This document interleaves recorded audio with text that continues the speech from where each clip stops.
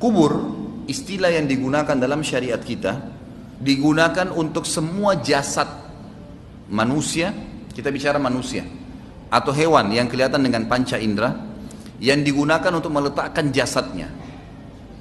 Baik itu tanah, lautan, udara, dimanapun jasad dia wafat pada saat itu, maka berarti itu kuburannya.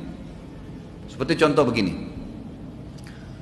bagaimana kalau seandainya sekelompok muslimin naik kapal, perjalanannya jauh, anggaplah sebulan perjalanan, 2 minggu perjalanan atau seminggu perjalanan, mereka berada di tengah-tengah lautan, lalu ada satu kru kapal yang mati. Di mana dikuburkan? Di lautan. Caranya bagaimana? Dia dimandiri, dikafani seperti layaknya jenazah, kemudian ditaruh beban batu di badannya, lalu dicemplungin di lautan. Itu kuburannya. Jadi istilah kubur adalah semua tempat yang akan diletakkan jenazah atau jasad seseorang yang mati. Itu juga termasuk hewan ya. Kalau jin itu kita tidak tahu karena memang tidak dibahas dalam syariat, tapi hewan juga sama. Ya, umumnya hewan itu tidak dikuburkan, kalau dia mati maka biasanya dimangsa oleh hewan-hewan yang lain. Tapi kita bicara luar lingkup manusia lah, lebih kerucut lagi. Maka seperti itu. Sama halnya kalau ada orang naik pesawat, ternyata pesawatnya meledak, kan itu. Potongan jasadnya tidak ditemukan. Allahu alam di angin di sana bagaimana, Allah SWT lebih tahu. Mungkin juga jatuh berserakan di bumi atau mungkin tidak, mungkin habis. Maka sama saja dianggap kuburannya dia di situ. Tetapi kalau ada orang yang meninggal normal di dalam syariat kita, dikuburkan di tanah, dikuburkan di tanah. Yang saya ingin ditiberatkan, pemahaman tentang kata-kata kubur bukan hanya sekedar tanah yang digali kemudian dimasukkan jenazah, gitu kan?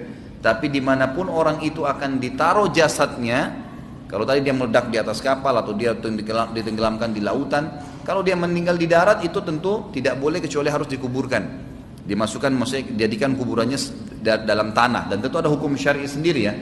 Tapi yang saya berikan gambaran umumnya, kuburan dalam Islam itu Nabi SAW perintahkan agar seukuran dengan jasad manusia normal berdiri, sehingga bau jasad itu tidak tercium oleh hewan-hewan yang akhirnya membuat mereka menggali dan memakan fisik tadi, gitu kan.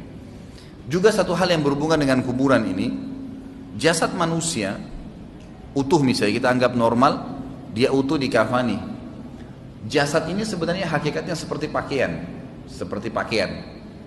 Jadi kalau seseorang itu melepas pakaiannya, lalu kemudian dia biarkan jatuh di lantai, seperti itulah, tidak bisa bergerak pakaian itu kecuali dia pindahkan sendiri. Jasad kita seperti itu sebenarnya. Kenapa saya datangkan poin ini Bapak Ibu sekalian? Karena banyak orang salah faham. Dia anggap kalau jenazah itu sudah dimasukkan ke dalam kuburan, maka berarti jasad itu akan ada hubungannya sama kuburan tadi. Padahal ini simbolik saja. Ini hanya simbolik. Jadi seperti baju yang pernah kita pakai dimasukkan ke dalam tanah, seperti dimasukkan ke dalam lemari, ya, kemudian disimpanlah di situ. Nanti dengan hikmah Allah SWT akan dimakan oleh tanah. Tidak ada hubungan sama sekali dengan ruhnya. Tidak ada lagi hubungan dengan ruhnya di kuburan tadi, di tempat diletakkan jasad itu. Karena di dalam istilah agama kita, selain kuburan yang berhubungan dengan kematian, yang namanya alam barzah. Alam barzah ini adalah tempat yang kita tidak ada yang tahu. Nabi Muhammad SAW dan para sahabat pun tidak ada yang menukil, tidak ditukil kepada kita di mana itu alam barzah. Kalau bagaimana ada keterangannya, di mana kita tidak tahu.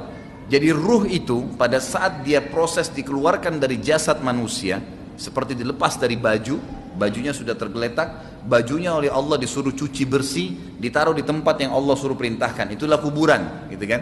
Ruhnya ini dibawa oleh Allah SWT ya, ke alam barzah. Baik dia meninggal di udara terbakar, nggak ditemukan lagi jasadnya, tinggal ruhnya, atau dia meninggal di lautan dimakan oleh ikan jasadnya, atau dia meninggal normal, meninggal di atas ranjangnya, sama saja. Ya, jadi ruhnya akan dibawa ke alam barzah, dan alam barzah ini Allahu alam di mana tempatnya, tapi dia ada.